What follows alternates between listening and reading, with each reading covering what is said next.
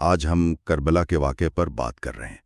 یہ صرف ایک جنگ نہیں بلکہ حق اور باطل کی ایک لازوال داستان ہے۔ تو بنیادی سوال یہ ہے کہ امام حسین نے آخر یزید جیسے حکمران کی بات ماننے سے انکار کیوں کیا؟ جی یہ بہت اہم سوال ہے۔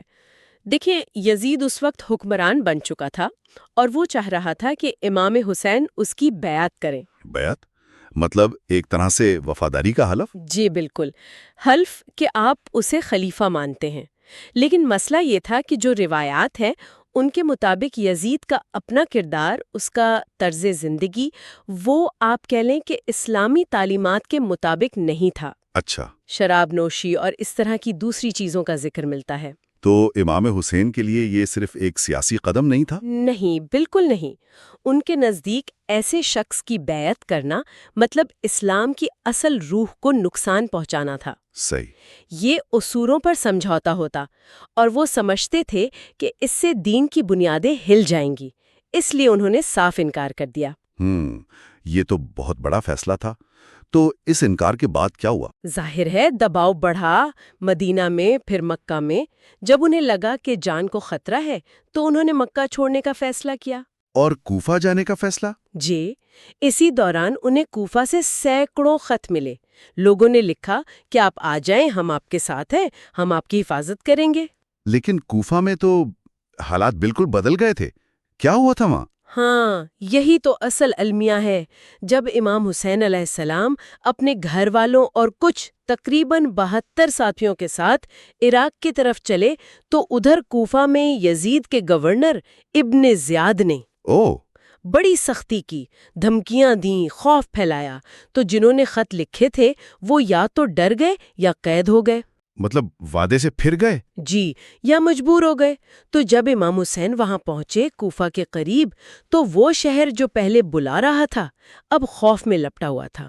اور پھر کربلا کا میدان؟ جی، جب قافلہ 2 محرم کو کربلا پہنچا تو یزیدی فوج نے انہیں وہیں روک لیا۔ وہیں پہ؟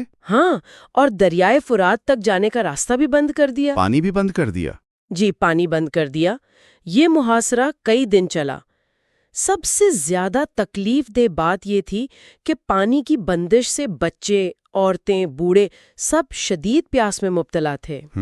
خاص طور پہ بچوں کے لیے تو بہت مشکل ہوا ہوگا۔ جی، روایات میں آتا ہے کہ 6 مہینے کے بچے علی اصغر وہ پیاس سے بہت تڑپ رہے تھے۔ اللہ!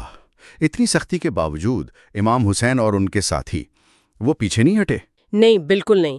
تاریخی حوالے یہی بتاتے ہیں کہ انہوں نے اصول پر کوئی سمجھوتا نہیں کیا۔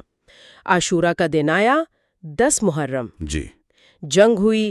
امام حسین کے ساتھی ایک ایک کر کے ان کے بیٹے علی اکبر، بھائی عباس، بھتیجے قاسم سب بہت بہادری سے لڑے اور شہید ہوئے۔ اور وہ واقعہ جو بہت مشہور ہے جب امام نے اپنے سب سے چھوٹے بیٹے کے لیے پانی مانگا؟ ہاں، وہ بہت ہی دل خراش واقعہ ہے۔ کہتے ہیں کہ جب امام حسین نے 6 ماہ کے علی اصغر کو ہاتھوں پر اٹھا کر پانی مانگا تو جواب میں ایک تیر آیا۔ تیر؟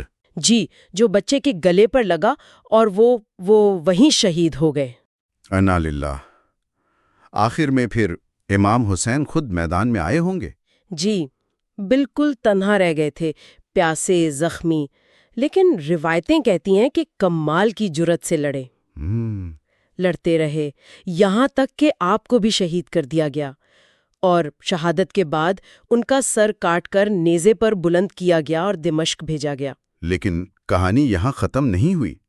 ان کے گھر کی خواتین، خاص طور پر ان کی بہن حضرت زینب، ان کا کردار بہت اہم رہا بعد میں۔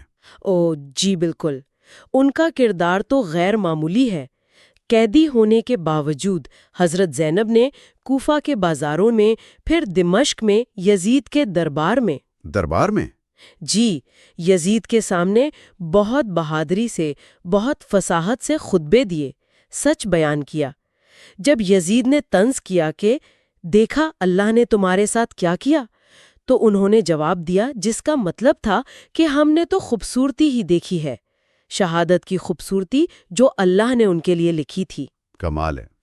ان خطبوں نے اصل میں یزید کے ظلم کو بے نقاب کر دیا، لوگوں تک سچ پہنچایا۔ تو اگر ہم اس پورے واقعے کا خلاصہ کریں تو مرکزی پیغام کیا بنتا ہے؟ دیکھیں، سب سے بڑا سبق تو یہی ہے کہ سچائی کے لیے، حق کے لیے آپ کو ہر قربانی دینی پڑ سکتی ہے، جان بھی، لیکن ظلم اور جھوٹ کے آگے سر نہیں جھکانا۔ امام حسین شہید ہو کر بھی ہمیشہ کے لیے زندہ ہو گئے، اور یزید وہ طاقت کے باوجود ایک منفی علامت بن گیا۔ اور یہ جو ایک خیال ہے کہ ہر دور میں یزیدیت اور حسینیت موجود رہتی ہیں، جی، یہ ایک گہری بات ہے۔ مطلب ظلم، ناانصافی، اصولوں سے انحراف، یہ یزیدیت ہے جو کسی نہ کسی شکل میں ہمیشہ رہتی ہے۔ لیکن اس کے مقابلے میں حق پر ڈٹ جانا، ہمت کرنا، قربانی دینا، یہ حسینیت ہے، اور یہ جذبہ بھی ہمیشہ زندہ رہتا ہے۔ تو یہ ہمیں سوچنے پر مجبور کرتا ہے کہ آج کے زمانے میں یہ حق اور باطل کی کشمکش ہمیں کہاں نظر آتی ہے، اور ہمارا کیا کردار ہو سکتا ہے؟ بالکل، یہ سوال ہر ایک کے لیے ہے کہ وہ اپنے ارد گرد دیکھے اور سوچے کہ وہ کہاں کھڑا ہے۔